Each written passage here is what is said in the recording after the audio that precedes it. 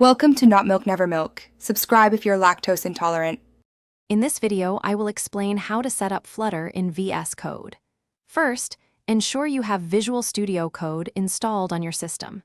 Next, download the Flutter SDK from the official Flutter website and extract it to a convenient location. Remember to add the Flutter SDK's bin directory to your system's path environment variable. Finally, open VS Code and install both the Flutter and Dart extensions from the Extensions Marketplace to enable full development support. Now, let's create your very first Flutter application. Open the command palette in VS Code by pressing Ctrl+Shift+P, type Flutter, New Project, and select it from the drop-down menu. You'll then choose Application as your project type. After that, select a suitable directory on your computer and provide a name for your new project.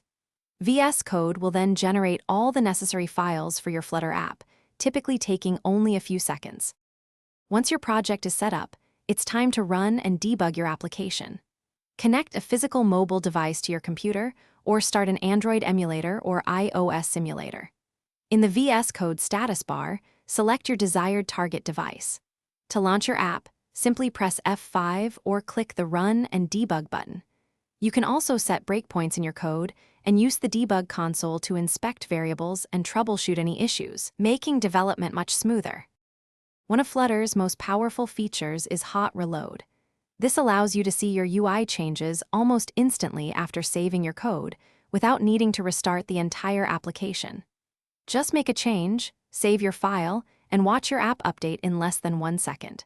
Remember, Flutter applications are entirely built from widgets, which are essentially UI components.